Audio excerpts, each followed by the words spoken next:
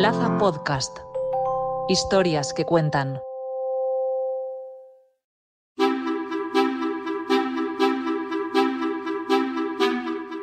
Hace 4 años, el mundo se vio sumido en una situación sin precedentes. En marzo de 2020, muchos de nosotros cerramos la puerta de casa sin saber cuándo volveríamos a abrirla. Durante 3 meses vimos calles vacías y un silencio inusual que se apoderó de nuestras vidas, mientras nos enfrentábamos a una pandemia global que nos obligó a replantearlo todo. Sin embargo, ahora, con el paso del tiempo, surge la pregunta inevitable: ¿hemos salido realmente mejores de esta experiencia? No hay que olvidar que el coronavirus dejó en España más de 120.000 muertos y cerca de 14 millones de contagios. En diciembre de 2020 llegó la ansiada vacuna y fue el inicio del fin, pues gracias a la inmunización la pandemia se ha podido casi superar. Hoy, en Plaza al Día, 4 años después de la pandemia, ¿hemos salido mejor?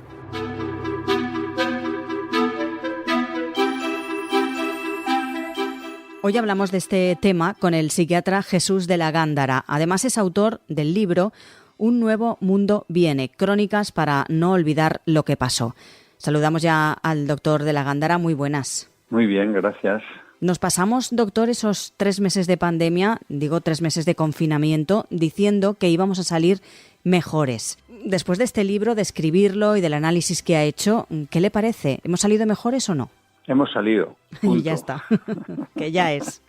Que no es poco. Yo siempre soy optimista con respecto a salir. Desde el principio lo escribí porque me pasé toda la pandemia escribiendo, recopilando notas, etcétera. Precisamente ese libro es eso, ¿no? Es recuperar todo lo que fui observando. Los psiquiatras observamos la vida. Vemos la vida a través de una ventana y esa ventana es el sufrimiento.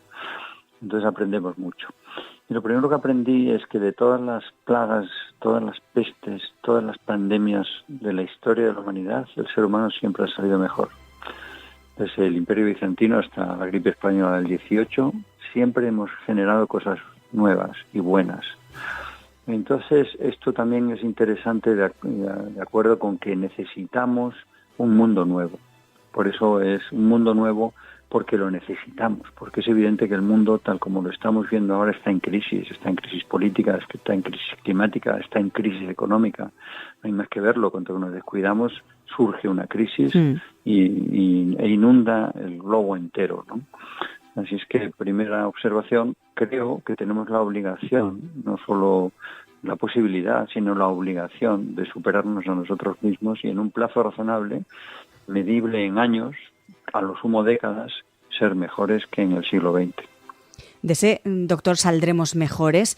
No sé si afirmar que se da un poco de bruces en este 4º aniversario de la pandemia con las investigaciones de casos de presunta corrupción y ética más cuestionable, en los que el afán de sacar provecho económico llevó a forrarse a mucha gente con la venta de mascarillas y otros materiales sanitarios que eran imprescindibles en aquellos momentos tan complicados y tan duros. ¿Por qué en esos momentos tan difíciles, doctor, el ser humano puede llegar a actuar de esa manera? No sé, podemos decir que usted reconoce o afirma que el virus humano, o que para el virus humano no hay vacuna.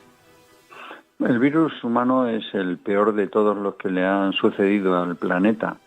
Y es evidente que, en fin, ahí están los resultados, ¿no? Y las cantidades de muertes, de catástrofes, de crisis, etcétera. Lo que pasa es que durante las grandes pandemias siempre ha habido un grupo de población que tienen rasgos de especial agresividad, violencia y capacidad de adaptación a eso, y que además tienen rasgos que podríamos llamar sociopáticos. Ahora mismo, todas las personas que están saliendo como consecuencia de eso son ese subgrupo de población que sufren menos durante las grandes crisis, que se adaptan mejor a ese sufrimiento y que utilizan un sentimiento, un pensamiento y una conducta que es antisocial. No tienen sentimiento de culpa por hacer eso, porque creen que eso forma parte de la capacidad de adaptación, o ni siquiera lo piensan, actúan de esa manera. Pero detrás de eso hay rasgos sociopáticos, a veces incluso antisociales, de personalidades que resisten extraordinariamente bien el estrés y lo aprovechan a su favor, porque todo estrés es, sin duda, una tensión que nos obliga a adaptarnos. Y algunas personas se adaptan mejor a ellos y otros no. Eso no quiere decir que sean buenas personas. Quiere decir que tienen mejor capacidad de adaptación y en ese momento no piensan en sufrimiento o en morir. Piensan en sacar beneficio. Punto. Uh-huh. Obviamente a mí no me gusta, usted tampoco, claro. No, lógicamente no. Y por eso cuesta entender que se actúe así en esos momentos tan duros y tan difíciles, ¿no? Bueno, para un psiquiatra no, es difícil entenderlo. Uh-huh. Otra cosa es justificarlo, disculparlo, etcétera. Pero entenderlo sí, comprenderlo, que implica una aceptación emocional, no. Pero entenderlo sí, por qué funciona así la mente humana en esos momentos es así, es evidente, ¿no? En todas las crisis, en todas las grandes pandemias ha habido ese tipo de personajes que han sacado manteca de la situación, uh-huh. Eso es evidente. No sé si, afirmar que lógicamente la pandemia, el COVID, nos hizo sufrir muchísimo a la humanidad. No sé si al menos deberíamos afirmar que hemos aprendido algunas cosas. ¿Cuáles? Depende de cómo lo hayamos tomado. La posibilidad de tomar una pandemia como una amenaza violenta es lo más habitual, pero también puede ser una simple molestia incómoda. Algunos lo tomaron como una gran amenaza para la vida, otros como una molestia que ya pasará y cuanto antes lo olvidemos mejor, pero la gente más seria, más sensata y los cerebros más dotados lo toman como un gran desafío de la naturaleza hacia la humanidad a la cual adaptarse y por lo tanto una gran oportunidad para cerrar cosas y abrir cosas y sobre todo para algo que es evidente que sucedió, que es que cuando los seres humanos tenemos un enemigo común, no son otros seres humanos de ahí al lado, del mundillo pequeño, sino del cosmos grande, entonces nos superamos y utilizamos el pensamiento para generar creatividad, ciencia, solidaridad, etcétera. Es evidente. En la pandemia del 18 inventamos la investigación científica, de acuerdo con los criterios actuales. En el 21, con la pandemia del 21, hemos dotado a la ciencia de una cualidad superlativa. Es evidente que la ciencia nos salva la vida, pero tenemos que aprenderlo y decididamente invertir en eso. Tenemos dos grandes aprendizajes. Número uno, la ciencia como salvadora de la vida y número dos, la humanidad, la cultura, la auténtica cultura como amenizadora de la existencia y como cosmética de la vida. Así es que si somos capaces de, a partir de esto, desarrollar una ciencia muy respetada por el resto de los seres humanos y decididamente invertir en ello y utilizar la gran cultura, la verdadera cultura, la que se comparte entre todos los seres humanos, que pasa la cultura es pasar de la casa, del domus, del hogar al cosmos. Eso es lo que significa la gran cultura. Si somos capaces de hacer eso, tendremos un neohumanismo en el cual se integrarán muy bien todos los nuevos sistemas de información y comunicación, todas las nuevas tecnologías y seremos mejores seres humanos. ¿Y somos también los seres humanos capaces de olvidar con rapidez esos problemas, esos momentos tan difíciles? Porque todos, lógicamente, los que lo vivimos, los más pequeños no, pero los adultos sí, pues nos acordamos de todo lo que ocurrió. Pero tenemos esa capacidad de no olvidarlo, pero de pasar página. Sí, claro, porque realmente olvidar no es un proceso, digamos, pasivo, es un proceso activo de nuestro cerebro.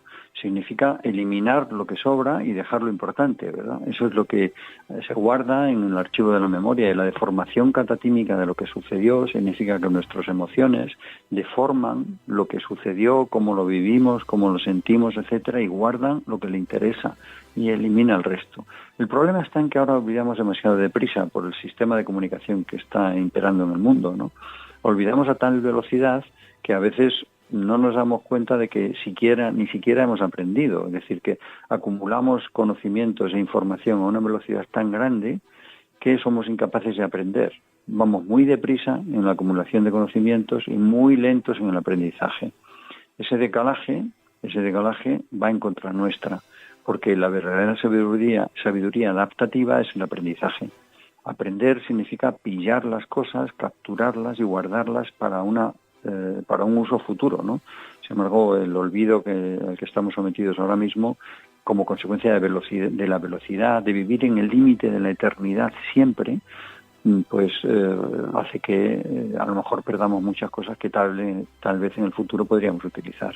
La verdad es que echando la vista atrás parece muy surrealista, porque llegamos a salir de casa con doble mascarilla, con guantes, tapados de cabeza a pies, salíamos lo justo solo para comprar, porque lógicamente no se podía, pero cuando ya se podía salir también íbamos con una precaución y con un cuidado extremo. Hemos pasado de eso, doctor, a hablar del COVID o de la COVID como si no fuera una enfermedad importante, cuando, recordemos, falleció muchísima gente en todo el mundo. Sí, hay un detalle: la COVID es una enfermedad, el COVID es un mundo, una forma de vida, ¿no? Entonces hay que valorar cada cosa en sus justos términos. Hay una cosa que sucedió, que es la neurosis de distancia, el miedo, la fobia a la proximidad, ¿no? Que yo incluso pensé que bastantes personas con ansiedad constitutiva iban a desarrollarlo y les iba a durar mucho tiempo, ¿no? Incluso una parte del libro se dedica a eso, ¿no? A esa fobia, a ese miedo a los otros seres humanos. Lo hemos superado bastante bien. En muy pocas personas, después de estos años, vienen a la consulta diciendo, pues a mí todavía me queda miedo a eso, a dar la mano, a acercarme, etcétera. Pero sí que yo aprecio, no sé si todo el mundo estará de acuerdo, una cierta precaución en la distancia. Hemos introducido unos centímetros más de distancia y también alguna precaución con el tema de las mascarillas, etcétera, que está muy bien, pero no se ha desarrollado una fobia generalizada a la distancia ni una fobia generalizada al virus. Por suerte. A la viriasis, Y así es que me siento feliz, porque si no estaríamos ahora mismo llenos en las consultas de personas sufriendo angustia fóbica, etcétera, pero no se ha desarrollado. Eso está bien.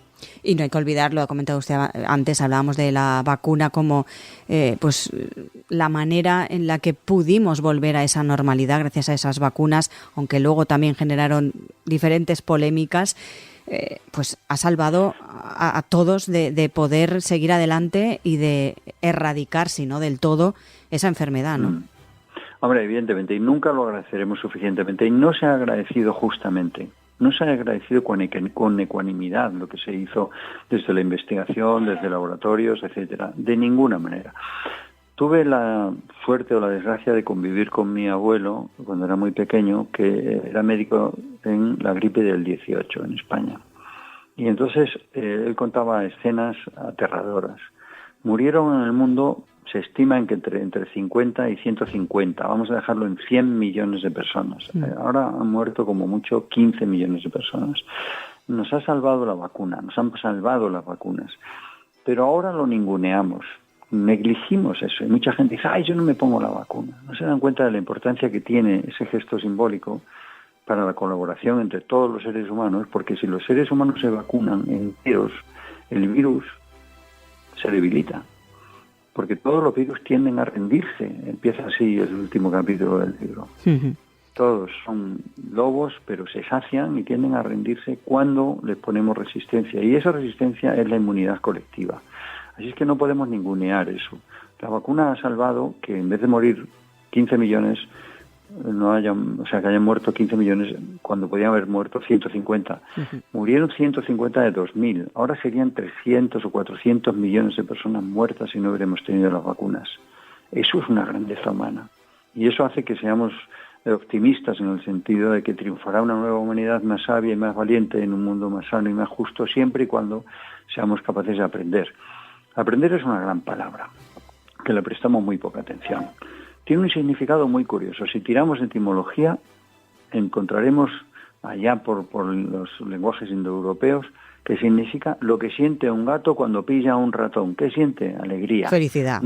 Claro. No, felicidad. Nunca jamás nos cansaremos de aprender, y nunca he visto a nadie que se haya sentido mal por aprender, aunque sea algo malo, aunque sea robar, ¿verdad? Bueno, pues entonces aprender es el truco, ¿no? Aprender a aprender. Tenemos que aprender a estar al tanto y a pillar todo esto y no olvidarlo. Por eso el subtítulo del libro es eso: no olvidar lo que pasó. Voy a dejar constancia porque sé que la gente se va a olvidar. Por eso hice ese libro. Porque ese es mi trabajo. Claro, ha dicho usted aprender, y la última cuestión va un poco enfocada por ahí. Si llegase en una nueva pandemia, ¿cree que cometeríamos menos errores? ¿Hemos aprendido algo de todo lo que hemos vivido? Depende del tiempo que pase. Si viene una pandemia en pocos años, que los dioses del Olimpo no lo quieran, pues seguro que sí, que utilizaremos los recursos y los conocimientos y tendremos una ciencia más desarrollada, etcétera, etcétera. Si pasan años, décadas, no nos servirán para nada, porque entonces será biblioteca contra una nueva vida, y la biblioteca la leerá poca gente. Este libro, por mucha relevancia que pudiera tener desde el punto de vista de la oportunidad, obviamente no lo van a leer millones de personas, ni va a tener trascendencia, de que agradezca entrevistas como esta. Pero fui muy consciente de que alguien tenía que hacer esto desde el principio, y por eso fui tomando notas y notas, observaciones humanas, conducta, la otra, porque sabía que tenía la obligación moral de escribirlo y dejarlo. Ojalá que dentro de 10 o de 15 años alguien lo lea y pueda recordar, ojo, mira qué cosas pasaban, ¿eh? Y porque sabía, como psiquiatra, que pues el ser humano, como hemos dicho antes, se olvida muy rápidamente de las desgracias, ¿no? Demasiado rápido, a una velocidad extraordinaria, sobre todo cuando lo que subyace es el miedo. Doctor Jesús de la Gándara, como hemos dicho, autor del libro Un nuevo mundo viene, crónicas para no olvidar lo que pasó. Muchísimas gracias por estar hoy con nosotros y recordarnos precisamente todo lo que pasó. Un placer, muchas gracias.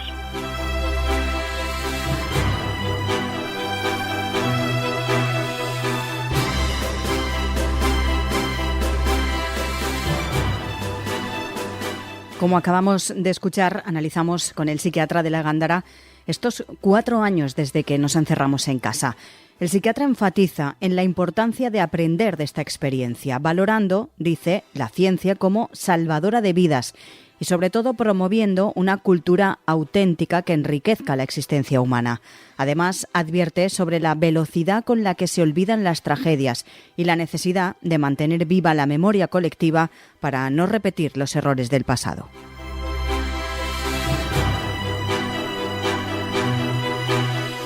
Ya saben que pueden escuchar Plaza al Día en plazapodcast.es. Además, nos pueden seguir en todas nuestras redes sociales, en Instagram, X, Facebook, TikTok, YouTube y LinkedIn. También pueden encontrar Plaza al Día en todas las cabeceras de Ediciones Plaza, así como en las principales plataformas de podcast a las que pueden suscribirse y enviarnos sus comentarios.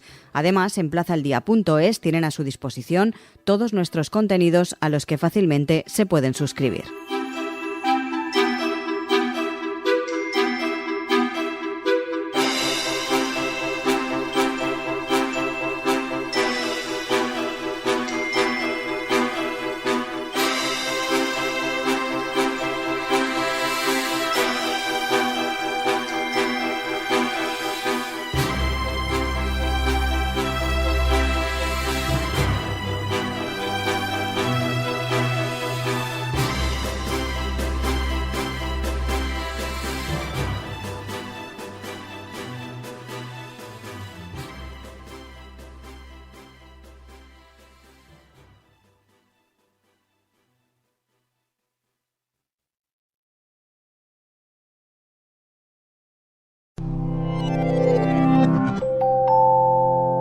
Plaza Podcast.